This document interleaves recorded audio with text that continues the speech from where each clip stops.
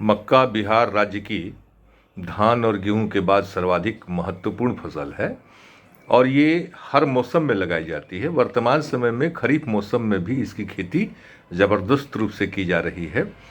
इसको लगाने का जो मौसम है वो मई से शुरू हो जाता है, मध्य मई से लेकर के और जून 15 तक लगाना सबसे अच्छा होता है। हालांकि इसको लोग पूरे जून में भी अपने परिस्थिति के अनुसार लगाने का काम करते हैं।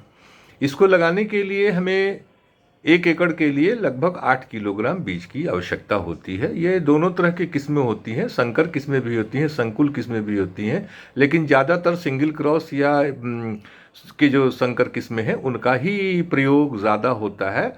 और इसमें हमारे पास शक्तिमान सीरीज में मक्का 1, 2, 3, 4, 5 हमारे पास उपलब्ध है। इसके अलावा राजेंद्र मक्का 1 हमारे पास उपलब्ध है। इसके अतिरिक्त हमारे पास सुआन है, देवकी है, ये सब जो है हमारी कंपोजिट किस्में हैं, इनको भी हम लगाते हैं। इन सारे मक्कों की जो औसत उत्पादन क्षमता होती है ये 60 क्विंटल से ऊपर होती है प्रति हेक्टेयर, या यूँ कह सकते हैं कि 24 क्विंटल से लेकर के 30 क्विंटल के बीच में प्रति एकड़ इनकी उत्पादन क्षमता होती है। तो ये जो मक्के की जो हमारी किस्में हैं ये लगभग 60 सेंटीमीटर की दूरी पर लगाई जाती हैं और बीज से बीज के बीच की दूरी जो होती है वह लगभग 20 से 25 सेंटीमीटर की रखी जाती है। इसमें 2-3 बातें बहुत महत्वपूर्ण हैं। पहली बात तो यह है कि जब हम मक्का लगाते हैं तो मक्का लगाने के पहले हमें अपने बीजों का बीजोपचार करना चाहिए, क्योंकि बरसात के समय में कई तरह के कीड़े और कई तरह की फफूंद जनित बीमारियां नमी के कारण ज़्यादा प्रभावशाली ढंग से पौधों को, खास करके कोमल शिशु पौधों को ज़्यादा परेशान करती हैं।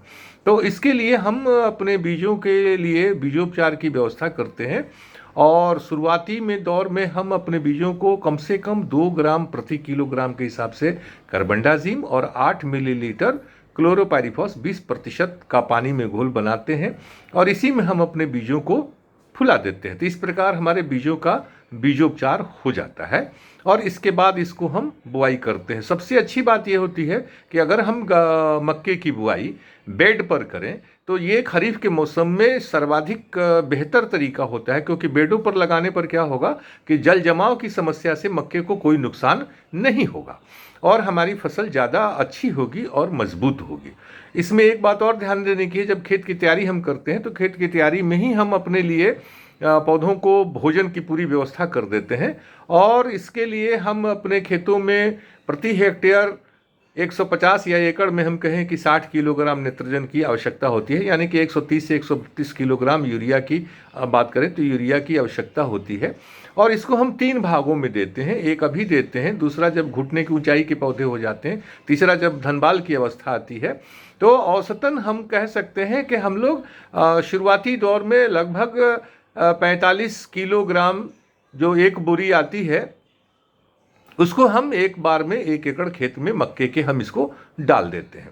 जहाँ तक फास्फेटिक उर्वरक का सवाल है तो फास्फेटिक के लिए हम लोग कम से कम अपने खेतों में लगभग 60 से 70 किलोग्राम डीएपी का इस्तेमाल प्रति एकड़ के हिसाब से हम करते हैं। और पोटास की बहुत ज़्यादा आवश्यकता हमारे मक्के की फसल को होती है, तो पोटास के लिए हम लोग कम से कम 40 से 45 किलोग्राम पोटास अपने खेतों में डालते हैं। तो अगर इतना हम डालते हैं तो हमारे जो खेत हैं उसमें हमारी मक्के की फसल एक अच्छी होने की संभावना विकसित हो जाती है। दूसरी बात इसमें यह है कि 2 पोषक तत्व हैं जिन पर कि और हमको विशेष रूप से ध्यान देना चाहिए। खास करके हमारे बिहार राज्य में जिंक की भी जो है बहुतायत कमी देखी जा रही है, तो हमको अपने खेतों में जिंक भी डाल देना चाहिए और सल्फर का भी प्रयोग हमको अपने खेतों में करना चाहिए। तो जिंक, सल्फर और खड़ी फसल में अगर बोरन का छिड़काव करते हैं तो हमारे जो मक्के की फसल होगी वो बहुत अच्छी होगी। और अंतिम बात जो है वो है कि खरपतवार नियंत्रण, ये बहुत बड़ा महत्वपूर्ण घटक है।